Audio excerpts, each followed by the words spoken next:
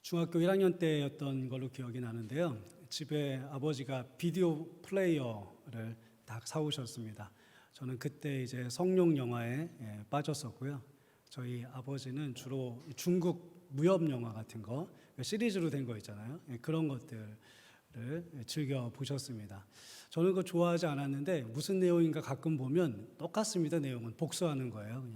그냥 뭐 당하면 가서 배로 갚아주고 뭐 이런 겁니다. 서부 개척 영화를 봐도요, 대부분은 다 복수하는 영화 아닙니까?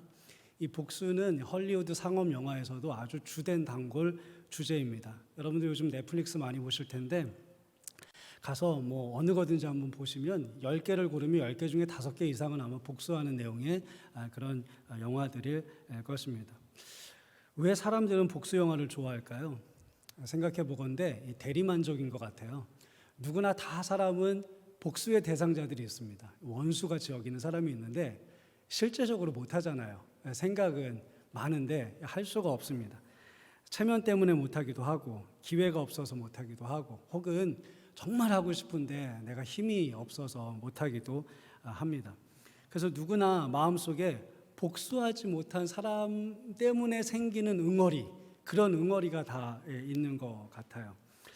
그런데 만약에 내가 체면 생각할 것도 없고 복수할 수 있는 확실한 기회도 딱 잡았고 또 복수할 수 있는 힘도 충분히 있는데도 불구하고 누구 하나 뭐라고 할 사람 없는데도 불구하고 복수를 하지 않는다면 그 사람은 과연 어떤 사람일까?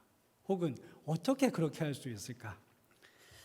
다윗이 아직 소년이었을 때요, 블레셋 장수 골리앗을 쓰러뜨리잖아요. 이것은 뭐 대단히 기적 같은 일 아니겠습니까? 이 일 때문에 이스라엘에서 다윗의 인기는 하늘이 높은 줄 모르고 치솟고 있었습니다. 문제는 사울이 그것을 보면서 너무 질투심이 불타올랐다는 것이죠.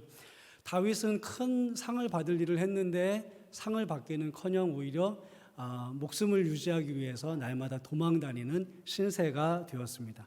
그러니까 그 마음 가운데 얼마나 큰 분함이 있었겠어요? 억울함이 있었겠어요? 내가 도대체 뭘 잘못했지?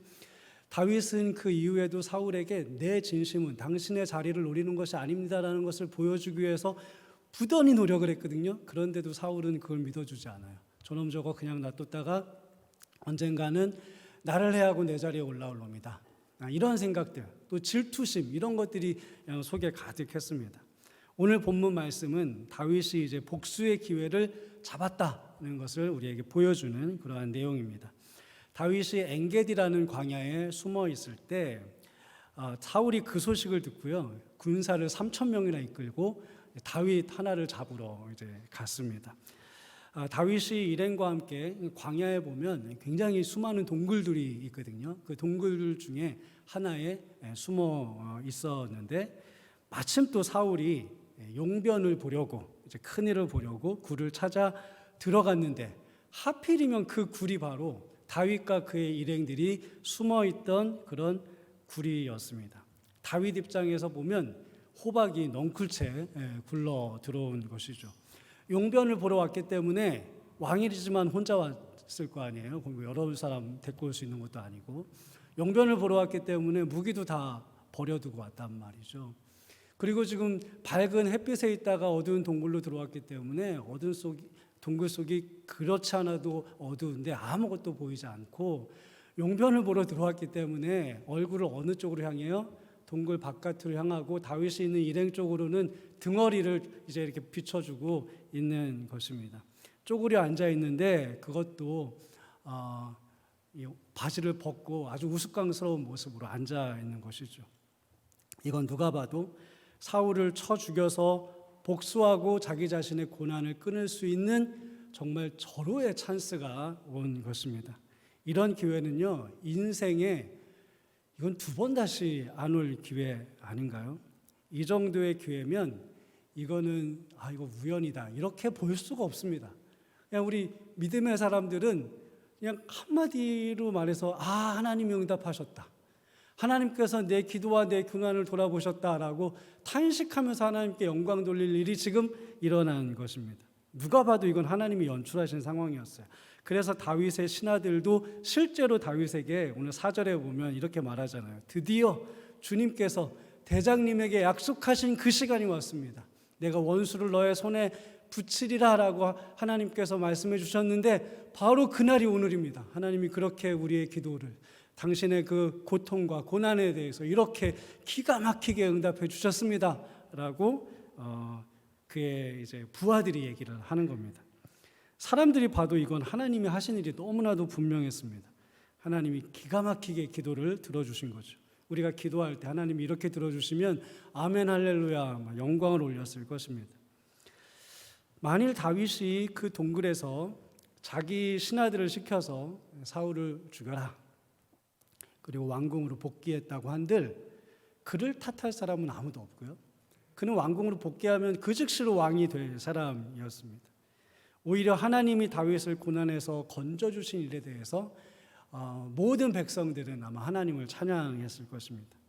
그리고 다윗 같은 처지에 있는 사람들이 만약에 성경이 그런 식으로 다윗이 복수했다라는 내용으로 되어 있다면 그것을 읽고 대리만족을 느꼈을 것이고요.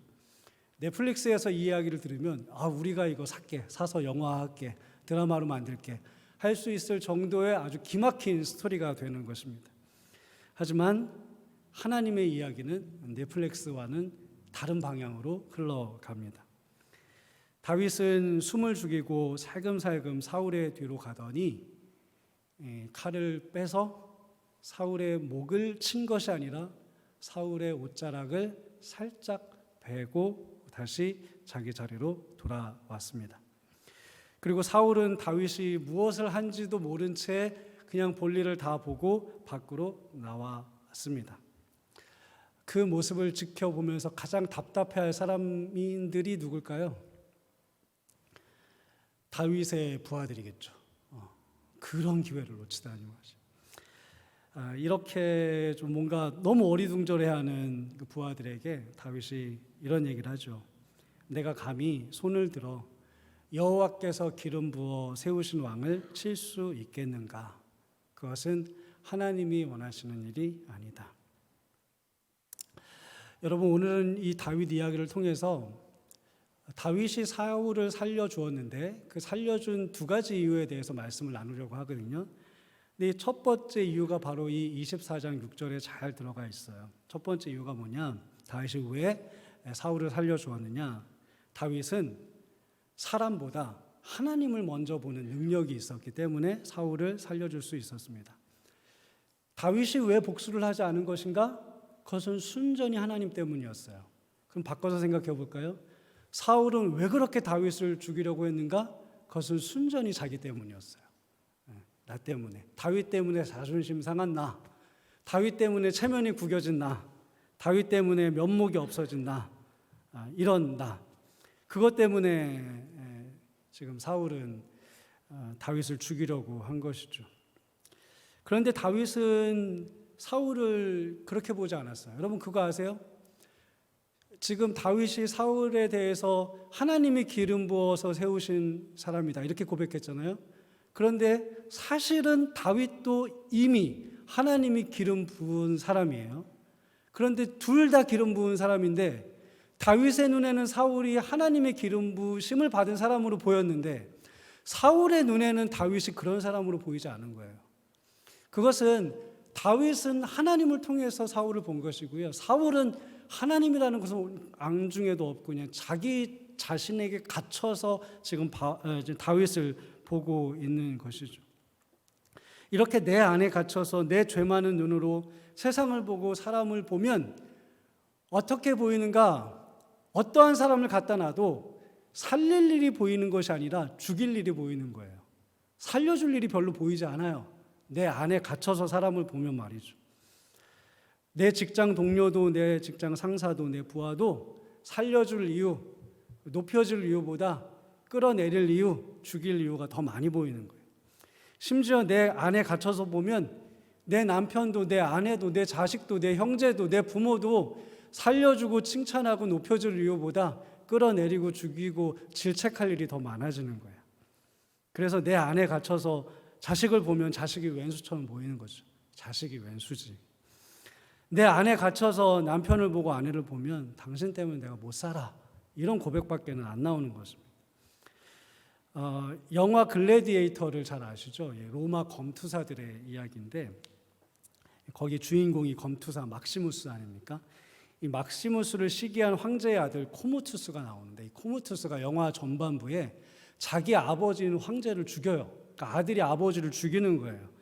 아버지가 자기를 인정해주지 않고 막시무스만 인정해주는 것처럼 보여서 그게 질투심이 불타올라 결국 그것 때문이라기보다는 그걸 하나의 핑계로 삼고 죽이는 것인데요. 아버지에게 마지막에 이렇게 말을 하는 장면이 나옵니다. 아버지는 저에게 언제나 4가지 덕목을 가르치셨습니다. 지혜, 정의, 용기, 절제. 저는 아버지를 위해서라면 이 모든 것을 지키고 싶었고 신이라도 되고 싶었습니다. 그러나 아버지는 제가 정말로 필요로 했던 사랑과 인정을 주시지는 않았습니다. 아버지가 저를 안고 따뜻한 말 한마디만 주셨더라도 그 말은 저에게 태양과 같았을 것입니다. 그러나 아버지는 제가 연기를 못하니까 이렇게 읽은 건데요. 그때는 아주 비장하게 대사를 하는 겁니다. 그러면서 목을 졸라요. 그렇게 이제 죽입니다. 여러분 그의 패륜이 정당한가요? 전혀 정당하지 않아요. 자기 안에 있는 이기심, 욕망 안에 갇혀서 부모를 바라보면 그 부모도 비난할 이유가 먼저 보이는 거예요. 책망할 이유, 죽일 이유가 먼저 보이는 거죠. 하물며 원수는 어떻겠어요? 원수는 내 안에 갇혀서 보면 죽일 이유밖에 안 보여요. 그런데 내가 사람을 먼저 보기 전에 하나님을 먼저 보고 그 하나님이라는 필터를 통해 사람을 바라보면 원수라도 거기에 수백 가지 죽일 이유가 있겠지만 한두 가지에 살려줄 이유가 보이는 거예요. 지금 다윗이 그런 겁니다. 다윗이 광야 시험을 하면서 얻은 것들이 있어요. 너무나도 좋은 유익들이 있는데 그것은 무슨 일을 만나도 하나님을 먼저 바라보는 능력. 이것이 그가 고난 중에 얻은 그런 유익이었습니다. 하나님을 먼저 보는 거예요. 그리고 사울을 보니까 죽여 마땅한 원수를 받는데도 불구하고 죽여야 되는 이유가 아니라 살려줄 이유가 보이는 것이죠. 게다가 지금 사울은 다윗 앞에 존엄한 모습으로 있는 게 아니에요. 위엄을 갖춘 모습으로 있는 게 아닙니다. 사울은 지금 자신의 하체를 다 드러내고 쭈그리고 앉아 있는 거예요. 그냥 쭈그리고만 앉아 있습니까? 냄새 풍기는 용변을 보고 있습니다. 만일 누군가가 지금 내 앞에 그런 모습으로 앉아 있다면 이건 내가 평상시에 존경했던 사람이라도 그 존경이 한순간에 가시는 순간 아닙니까? 내가 사랑하고 막 이게 정이 들려고 했다가도 이게 정이 다 떨어지는 모습 아니에요? 친하게 지내는 사람도 원수가 될 수 있는 그런 상황이에요. 왕이 위험 있어 보이고요. 정말 저 사람은 내가 그냥 내 육신의 눈으로 보기에도 하나님이 기름 부어 세우신 왕이 맞구나 라고 그렇게 근엄하게 보여야 딴 생각을 하려고 하더라도 저 사람은 내가 감히 손댈 수 없는 사람이야 이런 생각이 드는 거거든요. 실제로 그래서요, 조선시대의 왕들은 용변을 볼 때 앉지 않은 거 아세요? 저는 충격을 받았어요. 앉지를 않았어요. 심지어는 뒤처리를 할 때도 허리를 숙이지 않은 거 아세요? 뒤처리를 해주는 신하들이 따로 있었어요. 그래서 뒤처리를 해줬어요. 왕은요 그냥 꼿꼿이 서 있어야 됐어요. 생각해 봤어요. 그게 편해서일까? 편해서일 리가 없어요. 그럼 왜 그랬을까요? 우습게 보이면 안 되는 자리이기 때문에 그런 거예요. 왕은 허리를 숙이면 안 되는 자리인 거기 때문에 그렇게 하는 순간 나의 정적들이 내 허물을 보고 약점을 보고 왕도 사실은 허리를 숙일 수 있는 존재인 거구나, 쭈그려 앉을 수 있는 존재인 거구나 라고 생각하는 순간 딴 생각이 들어오기 때문에 그렇게 안 하는 거라고요. 그런데 자기가 죽이려고 쫓아다니는 사람 앞에서 하체를 다 드러내고 부끄러운 모습을 숨김없이 다 보여주었습니다. 지금 오늘 본문이 그런 모습을 쭉 열거한 이유는 그거는 지금 사울이 복수당하기 딱 좋은 조건이라는 것을 상징적으로 우리에게 알려주는 거예요. 하지만 그럼에도 불구하고 다윗을 보세요. 그는 그날 그런 사울을 보면서도 저 형편없는 사람, 죽여 마땅한 원수 이렇게 보는 것이 아니라 하나님이 기름 부으신 왕, 존재 이렇게 본 것이에요. 여러분 하나님 안에서 보면 추한 사람도 그렇게 보이는 겁니다. 죽일 이유가 아니라 살릴 이유가 보이는 거예요. 비난하고 깎아내릴 이유가 아니라 지켜주고 세워줄 이유가 보이는 것입니다. 심지어 다윗은 어느 정도였냐 하면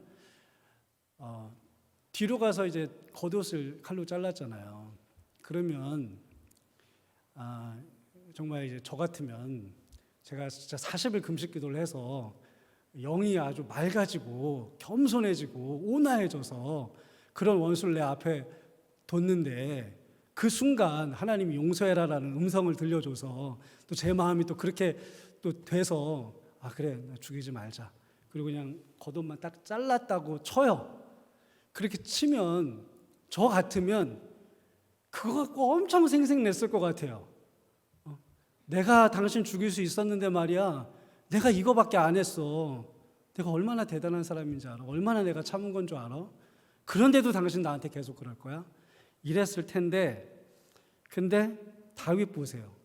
찔렸대요. 그것 때문에. 하나님이 기름 부은 사람을 자기가 옷을 잘랐다고 그것 때문에 마음이 찔렸대요. 이건요 사람의 마음으로 할 수 있는 게 아니에요. 이건 하나님의 마음으로 하는 겁니다. 여러분 용서는 어떻게 하는 거냐면 내 넓은 마음으로 하는 게 아니에요. 사람은 아무리 넓은 마음을 가지고 있어도 용서가 안 돼요. 용서는 사람의 마음으로 하는 것이 아니라 하나님의 마음을 빌려다가 하는 것입니다. 그것은 내 마음으로 할 수 있는 게 아니에요.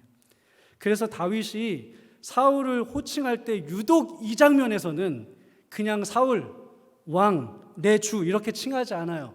꼭 여호와께 기름 부음을 받은 왕이라고 표현을 합니다. 그럼 뭐예요? 여호와께 하나님을 먼저 보고 그 필터를 통해서 왕을 보는 거예요. 그러니까 죽이지 않고 살려줄 수 있었던 것이죠. 저는 다윗과 사울의 관계가 우리가 신앙생활을 하면서 가정에서 교회에서 얼마든지 경험할 수 있는 관계라고 생각을 해요. 우리는 사울처럼 내 감정, 내 상처에 쌓여서 사람들을 끊임없이 괴롭힐 수 있어요. 내가 받은 것보다 똑같이 혹은 2배, 3배 갚아주면서 살아갈 수도 있어요. 반면에 다윗처럼 하나님께 매이고 믿음에 매여서 사람들을 존귀하게 여기면서 살아갈 수도 있어요. 사람보다는 먼저 하나님께 집중하고 하나님 먼저 바라본 다음에 그 다음에 내 실수한 사람 그런 사람에게서 죽일 이유보다 살려줄 이유를 찾으면서 살아갈 수도 있어요. 여러분이 어떤 삶을 살 것인가 이것은 전적으로 여러분이 선택해야 되는 몫이에요. 선택은 각자의 몫이지만 결과는 정해져 있어요. 사울처럼 살면 사울처럼 될 것이고 다윗처럼 살면 다윗처럼 되는 것입니다. 둘째로 다윗이 사울을 살려줄 수 있었던 것은요. 다윗에게는 맡기는 능력이 있었기 때문이에요. 믿음이란 뭔가? 믿음이란 뭐라고 생각하세요? 믿음이란 곧 맡기는 능력이에요. 하나님을 믿는 믿음이란 다른 말로 하면 내가 하나님께 얼만큼을 맡길 수 있는가에 대한 문제예요.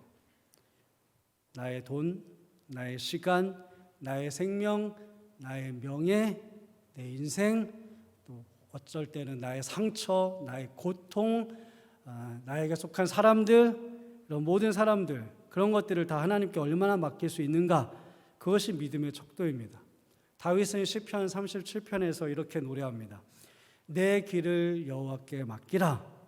그를 의지하면 그가 이루시고 너를 빛나게 해주실 것이다. 여러분의 인생길을 주님께 다 맡기십시오. 그러면 그분이 책임져 주시고 잘 되게 하실 것입니다.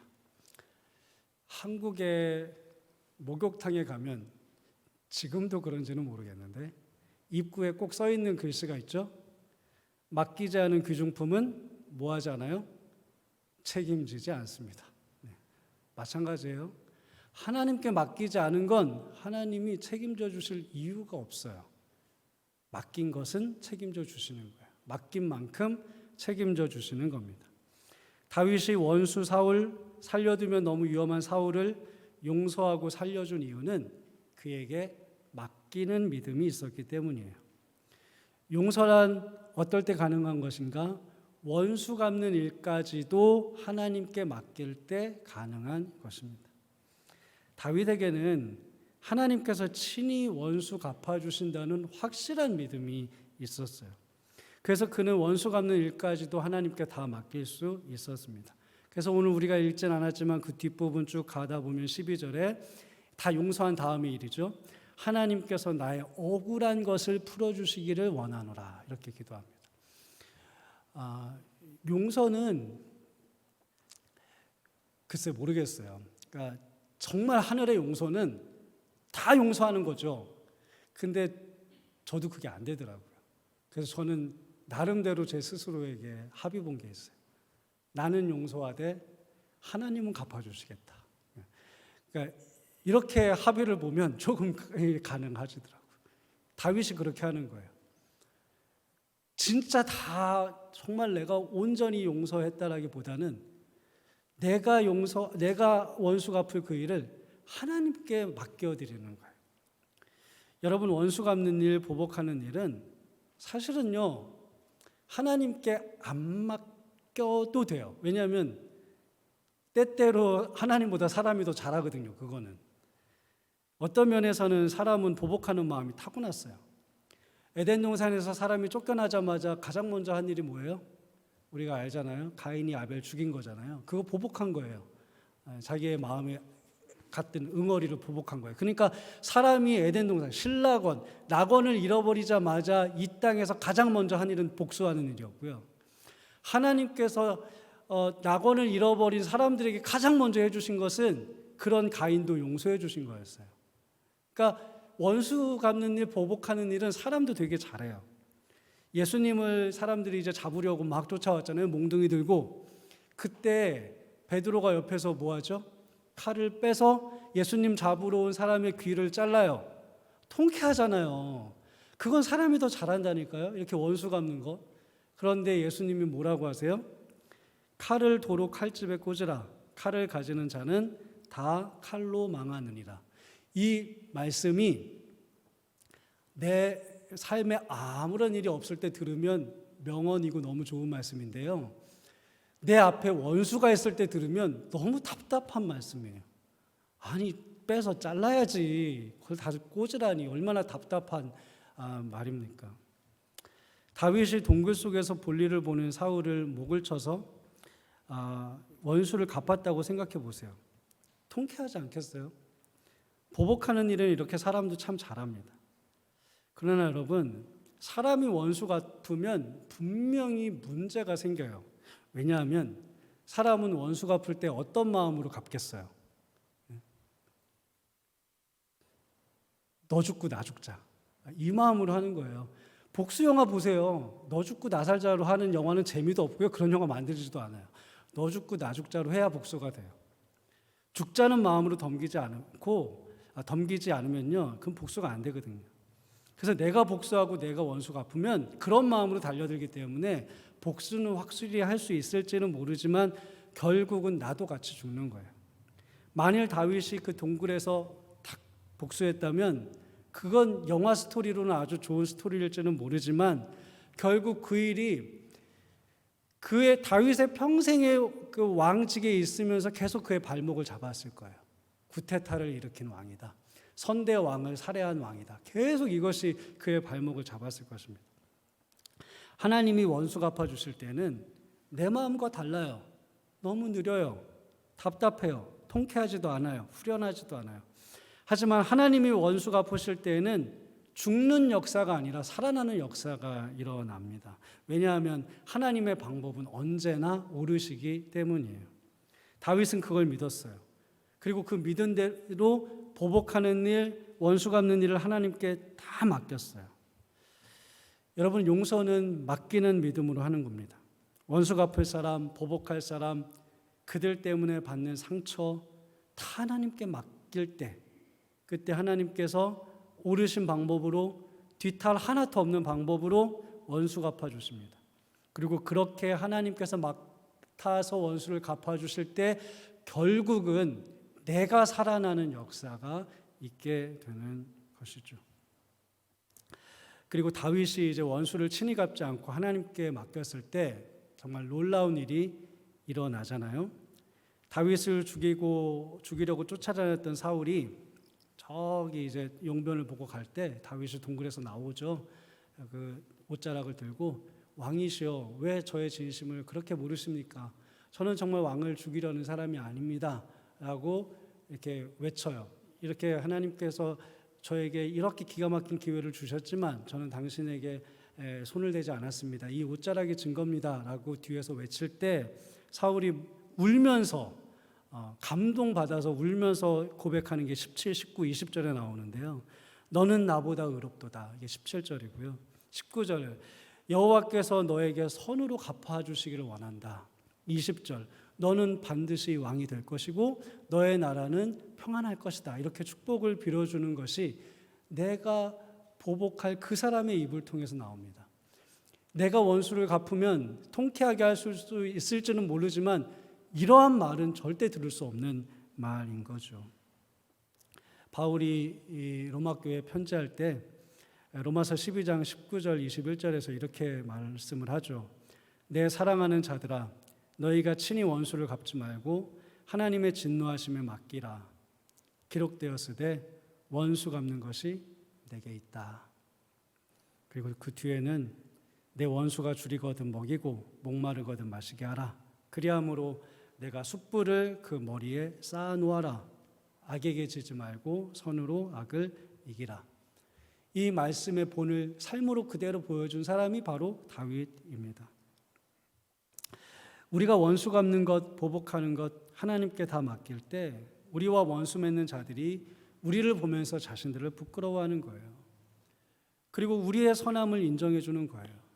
오늘 찬양 중에 가서 제자 삼으라 찬양 많이 했지만요. 초대교회에 어떻게 그렇게 기독교가 복음이 전파될 수 있었느냐? 다들 바울이 말한 이 로마서의 말씀처럼 살았기 때문이에요. 바울이 복음을 전하면서 얼마나 수없이 맞았습니까? 얼마나 고난을 많이 당했습니까? 그러면 원수로 삼을 사람들이 얼마나 많다는 소리예요? 그런데 그는 이 로마서의 이 말씀처럼 원수 갚는 것을 다 하나님께 맡기고요. 오히려 그들에게 사랑으로 섬기면서 그렇게 그냥 했어요. 그러니까 사람들이 결국은 그 복음 앞에 굴복하여서 복음이 전 세계로 그렇게 빠른 속도로 퍼져나갈 수 있었던 것이죠. 우리가 그렇게 살아갈 때 우리에게도 그런 일이 일어날 수 있고 그럴 때 우리도 똑같이 고백할 수 있는 거예요. 아, 믿음이 이겼구나. 원수까지도 내가 하나님께 맡겼더니 하나님께서 이렇게 기가 막힌 일을 하시는구나 라고 고백할 수 있는 것입니다. 오늘은 다윗이 사울을 살려준 두 가지 이유를 살펴보았습니다. 하나는 원수가 아니라 하나님을 먼저 바라봐라. 그렇기 때문에 다윗은 사울을 살려줄 수 있었다. 하나님 안에서 사람을 보면 그 누구라도 살려줄 이유를 우린 찾을 수 있다. 또 하나는 다윗은 인생을 다 하나님께 맡기면서 살았는데 원수 갚는 것까지도 다 하나님께 맡겼다. 여러분도 한 주간 그렇게 사시기를 간절히 바랍니다. 사람보다 하나님 먼저 바라보시고 또 모든 걸 주님께 맡기면서 살아가십시오. 그러면 믿음으로 승리하게 될 줄 믿습니다. 기도하겠습니다.